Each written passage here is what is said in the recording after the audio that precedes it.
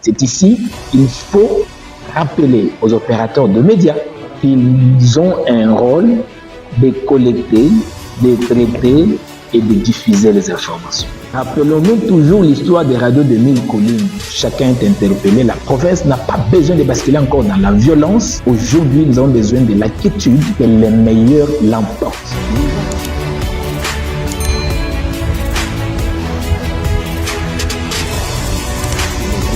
Monsieur Albert Kyongo, secrétaire exécutif du Conseil régional des ONG CRANG, Conseil occidental, a démontré, et acteur de la société civile dans la région de Kasaï. Nous avons la responsabilité de nous rappeler les uns les autres qu'en pareille circonstance, il faut être beaucoup plus prudent pour ne pas basculer la région dans une zone de turbulence. Nous sommes en période électorale pour les scrutins indirects des sénateurs et des gouverneurs des provinces. Évidemment, ce sont des scrutins indirects où toute la population n'est pas invitée à se prononcer, c'est plutôt les grands électeurs. Et que plus on s'approche de ces échéances, plus la tension monte dans les camps de ceux qui ambitionnent être sénateurs ou être gouverneurs. Ce qui est tout à fait normal en tout processus démocratique. Cependant, le comportement des acteurs peut faire en sorte que les choses puissent tourner autrement. Et ces acteurs sont à la fois politiques et non politiques. Voilà pourquoi il est important qu'on se rappelle un certain nombre de choses qui sont autorisées et les choses qui ne sont pas autorisées.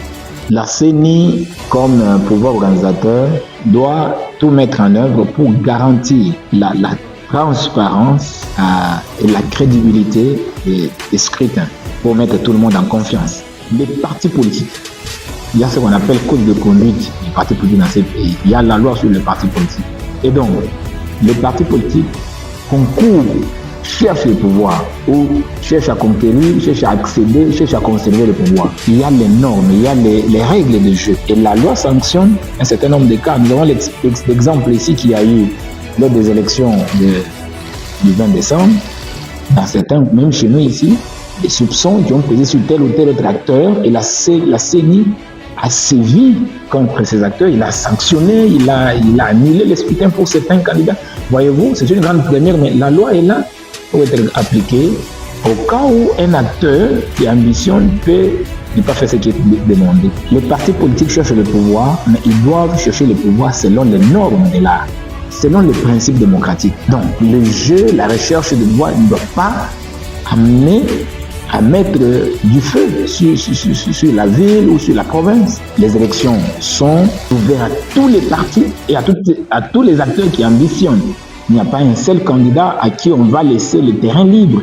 Donc, dans cette compétition-là, donc la sportivité oblige, les règles de jeu obligent. La CENI est comme l'arbitre et les autres sont des joueurs qui se positionnent. La population a un rôle à jouer en ce moment. Bon, pour les élus, les grands électeurs, c'est vrai, la population souhaite. On ne doit pas forcer faire des choses qui ne sont pas recommandées par la démocratie. La population, en ce moment, comme on le dit, doit pousser, pas des moyens légaux, pas des moyens justes et démocratiques, les élus à faire un bon choix, ou les choix qui vont dans le sens qui leur est favorable. Voilà pourquoi nous recommandons, par exemple, que dans nos quartiers, dans nos églises, dans nos milieux de vie là où nous sommes, accompagnons nos élus, exprimons nos attentes envers eux dans le respect de leur dignité. Pas les considérer comme C'est vrai que ce sont des joueurs, c'est comme un joueur qui doit jouer le penalty par exemple. Il a la pression, puisque il est devant un enjeu qui engage son équipe, son club ou même le pays qu'il représente. Ça, c'est la pression que les joueurs, même en allant chuter là, ne pensez pas qu'il est libre. Il en est de même de nos députés. Ils vont aller jouer. Ils ont déjà cette pression-là. Qu'est-ce qu'il faut choisir pour aider ma population? Mais aidons-le à faire les bons choix. En ce moment, la jeunesse devrait être assez éveillée, voir où est son intérêt. Voyez-vous, si on se dit, okay, allons dans la rue, allons casser, allons brûler, pour brûler le véhicule d'un innocent, d'un commerçant, et demain, ce commerçant-là ne va plus recruter, engager un chauffeur qui devrait chercher peut-être parmi les jeunes. Donc, ce petit poste d'emploi qu'il pouvait donner, il ne va pas plus de donner puisqu'il a été blessé dans son amour, il a même laissé le véhicule, il n'achète plus. Vous allez déranger les chantiers d'un paisible citoyen. Les maçons qui étaient là en train de bénéficier 5 000, 10 000, quand ils faisaient ils ne vont plus le faire puisque les chantiers seront fermés. Sommes-nous conscients? Nous oublions la cible, nous allons verser dans les casses, dans les insultes, dans tout ça. Donc, aujourd'hui, de part et d'autre, les discours incendiaires, les discours identitaires, les discours séparatistes ne sont nullement acceptables. Et surtout dans la région du Kasaï où nous avons vécu la tempête, 2016, 2017, 2018, nous avons vu ici les couleurs de la guerre. Je ne pense pas que nous sommes prêts à accepter encore de verser la province dans ce genre de choses. Et donc, c'est ici qu'il faut rappeler aux opérateurs de médias qu'ils ont un rôle de collecter, de traiter et de diffuser les informations. Rappelons-nous toujours l'histoire des radios de Mille Collines. On ne peut pas se soulever puisque son candidat qu'on soutient a échoué. Non, d'abord c'est une lâcheté. Comme tous ceux qui ont pris les armes pour la rébellion, c'est une lâcheté. Nous sommes dans une république démocratique, il y a des élections. Montrez-vous fort devant les élections avec des arguments de poids, arrivez à convaincre les grands électeurs, prouvez que vous êtes l'homme et la femme de la situation. Voyez-vous, à ce niveau, déjà, les services de sécurité doivent assumer leurs responsabilités.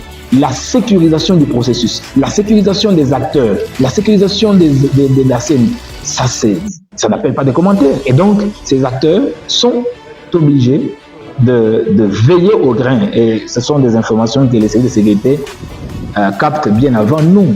Et ils mettent des dispositions nécessaires. De sorte que tous celui qui, soutenant, admettons, ils sont à 9 candidats gouverneurs, une quarantaine de candidats sénateurs. Il n'y aura pas 9 gouverneurs dans cette province.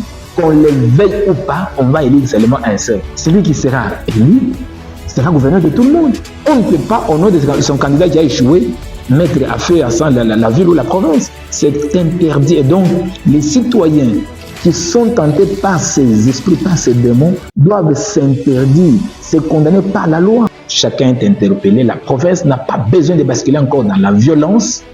Aujourd'hui, nous avons besoin de la quiétude, que les meilleurs l'emportent. Lisons tout ça.